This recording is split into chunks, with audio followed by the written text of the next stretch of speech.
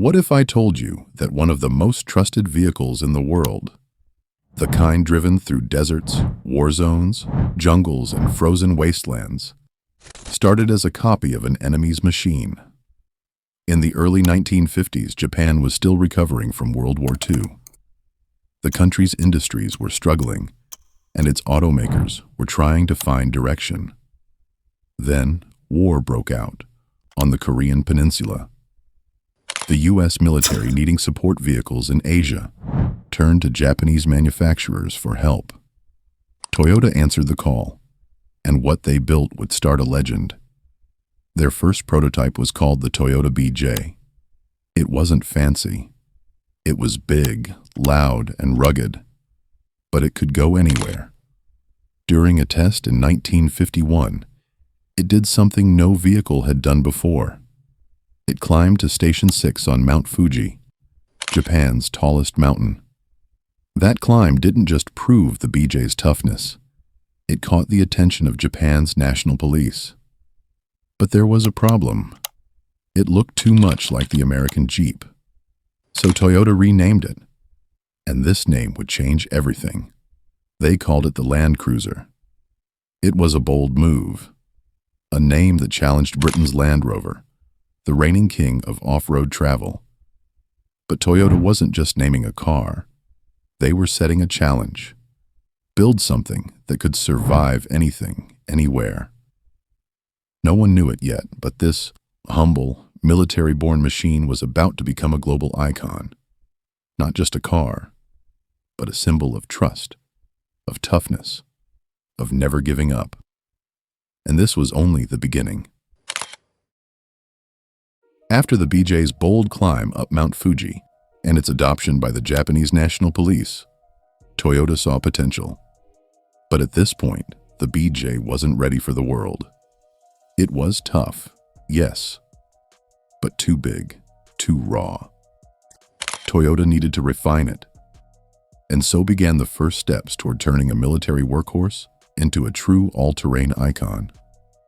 In 1953, Toyota started small-scale production of the BJ, now more polished and fitted with a slightly more civilian-friendly design. But in 1954, something major happened. Toyota officially renamed the model the Land Cruiser. It wasn't just a new name. It was a declaration of intent. They wanted this vehicle to go toe-to-toe with Britain's Land Rover, which had already gained global respect. Toyota's engineers didn't just aim to match the Land Rover. They wanted to beat it. They focused on durability, simplicity, and power. While the Land Rover leaned on agility, the Land Cruiser was built like a tank. It wasn't about speed. It was about going anywhere, no matter how brutal the terrain. The BJ was then upgraded into the J20 series, and while it still had a boxy utilitarian look, it became more comfortable and practical. But this wasn't just a design update. It was Toyota slowly turning its military-grade truck into a global product. These early years were critical.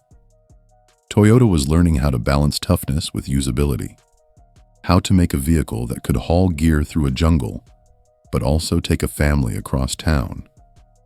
The Land Cruiser wasn't famous yet, but with each bolt and gear, it was quietly building its future and rewriting what 4x4s could be. Chapter 3. By the mid-1950s, Toyota was still finding its footing in the 4x4 world. The BJ had proven its strength, but strength alone wasn't enough. If Toyota wanted to compete globally, they needed a vehicle that was not only durable, but desirable. That meant evolution. The result? The J20 series, the Land Cruiser's first major transformation. Released in 1955, the J20 was a leap forward. It featured a redesigned chassis, more rounded body panels, and improved suspension. It still looked tough, but now it looked smart too. Gone was the purely military vibe. In its place was something that could work on farms, tackle mines, and, crucially, appeal to everyday drivers in rough terrain. Toyota also began offering new engine options, like the F-Series Straight 6, which gave the J20 more power and reliability. This wasn't just engineering, it was strategic. Toyota knew that if the Land Cruiser was going to make it beyond Japan's borders, it had to earn trust not through ads, but through relentless performance. In these early exports to countries like Saudi Arabia, Australia, and parts of South America, the Land Cruiser proved itself in unforgiving conditions. Sand, stone, heat, it didn't matter. The J20 kept going. It laid the foundation for Toyota's reputation as a company that didn't just make cars, it made machines that endured. The J20 wasn't yet the global superstar, but it was the first Land Cruiser to truly carry the identity we know today. Rugged yet adaptable, strong yet evolving. It was the beginning of Toyota's philosophy: engineer once, improve forever. And this version, the one born from war and refined for the world, was. By the late 1950s, the world was changing fast. Roads were opening, industries were expanding, and people needed a vehicle that could go where the roads didn't. That's when the J40 series arrived, and the legend of the Land Cruiser truly began. Introduced in 1960, the J40 looked like a box on wheels, but beneath its simple shape was a machine built for punishment. It had a strong ladder frame, a powerful inline engine, and solid axles that could take brutal hits. This wasn't a car. It was a tool, a weapon, a partner in places where normal vehicles gave up. The J40 was offered in different configurations: short wheelbase, long wheelbase, open top, hard top, even pickup style.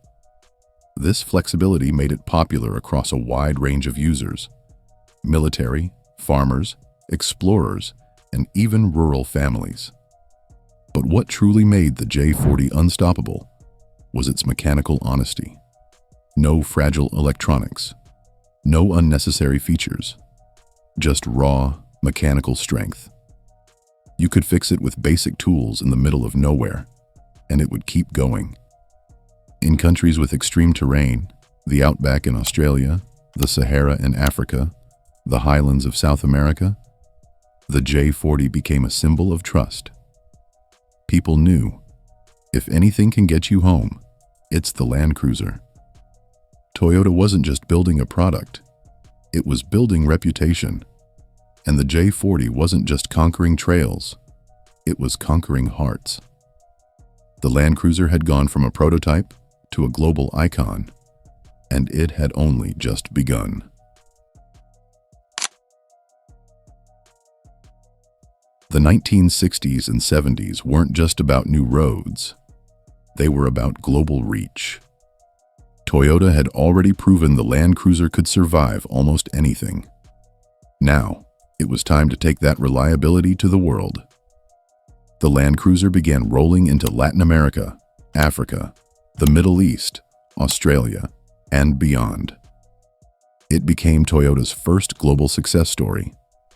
In regions where mechanics were few and roads were worse, the Land Cruiser didn't just help, it changed lives.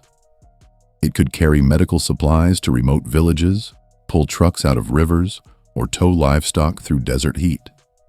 And it could do it day after day without complaint. This wasn't marketing hype. The Land Cruiser earned its respect through action. Word of mouth became its greatest weapon. People told stories of Land Cruisers surviving floods, sandstorms, even wars. It was adopted by aid workers, missionaries, farmers, explorers, and military forces. Anyone who needed a vehicle they could literally trust with their life. By the early 1970s, the Land Cruiser was available in over 100 countries. Toyota continued refining the platform, but the core stayed the same: tough body, strong frame, reliable engine. In a world full of complicated machines, the Land Cruiser was a promise of simplicity and strength. It didn't just adapt to global demand, it became a part of it. And from here, it wasn't just about surviving rough terrain. It was about shaping Toyota's reputation as the maker of the world's most dependable vehicles. In deserts where the heat melts plastic, in forests where mud swallows tires whole, in frozen wastelands where engines freeze solid, the Land Cruiser didn't just appear, it thrived. In the Australian outback, it became the ride of ranchers and miners. In Africa, it was the choice for NGOs, government officials, and tour operators. In the Middle East, it became both a luxury symbol and a battlefield beast. This wasn't a coincidence. It was proof of purpose. Land Cruisers weren't glamorous. They were workhorses. They pulled plows, served in police fleets, and crossed mountains no one dared. They weren't babied. They were abused. And that abuse became the ultimate test. Toyota engineers studied these extreme environments. When owners needed extra fuel tanks, reinforced suspensions, or more ground clearance, Toyota built it in. They didn't just sell a car and walk away. They listened, improved, and evolved. These years cemented the Land Cruiser's mythical status. In many countries, it wasn't a Toyota. It was just the Land Cruiser, a class of its own. The Land Cruiser didn't just earn trust, it became part of daily survival. And as its reputation grew, so did its forms. That's when Toyota realized something important. People wanted more than ruggedness. They wanted comfort too. And that's where things got interesting.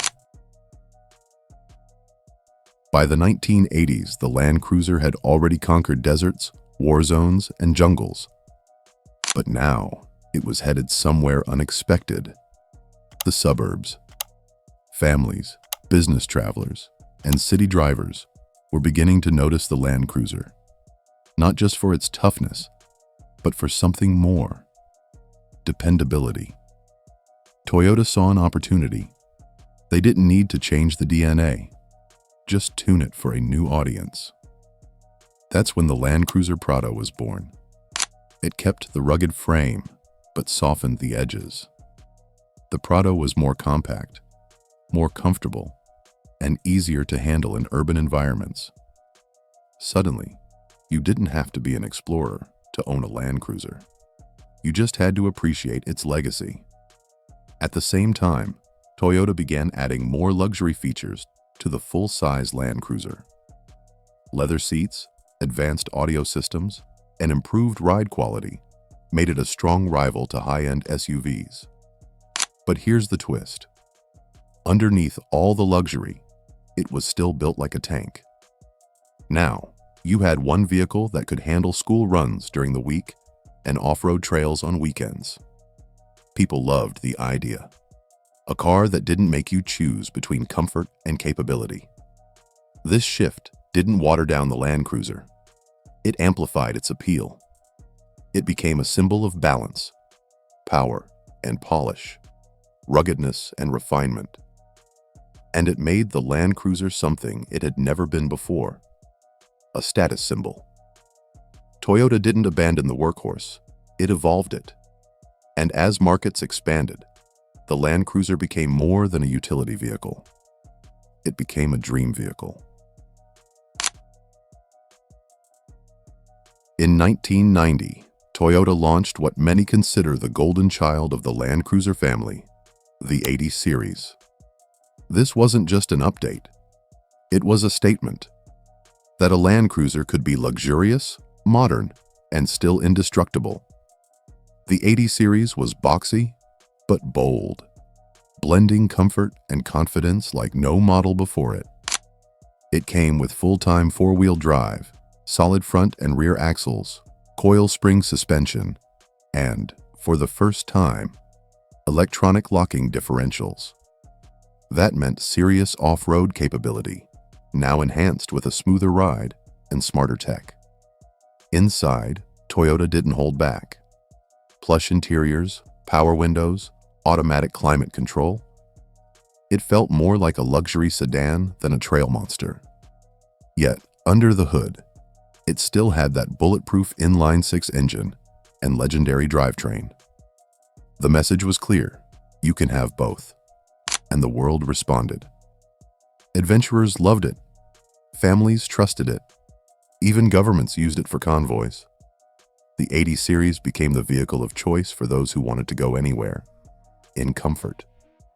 But what made the 80 series truly special wasn't just what it offered. It was when it arrived. In a decade obsessed with performance and polish, Toyota delivered a machine that proved refinement didn't mean weakness. The 80 series was the moment the Land Cruiser went from legendary to elite. And to this day, it's still one of the most sought-after models by collectors and overlanding enthusiasts around the globe. By the 1990s and early 2000s, the Land Cruiser had become more than a car. It was a cultural symbol of power, status, and survival. It started appearing in Hollywood films, TV shows, music videos, and most notably, in the real-life drama of world affairs. World leaders rode in it. United Nations convoys depended on it. Rebel groups, presidents, peacekeepers, and even warlords all drove it, for very different reasons. The Land Cruiser became the default vehicle for high-risk environments. Why? Because it could be trusted even when everything else couldn't. But it wasn't just politics. In pop culture, the Land Cruiser represented cool without trying. It wasn't flashy like a sports car or aggressive like a muscle car, but it had presence. You'd see it parked outside embassies, at safari lodges, or leading a convoy through dangerous terrain. And whether it was dusty or polished, it always looked like it belonged. Brands chased this image. Overlanders built their identities around it, and influencers romanticized it as the ultimate escape vehicle, not just for roads, but for life's chaos.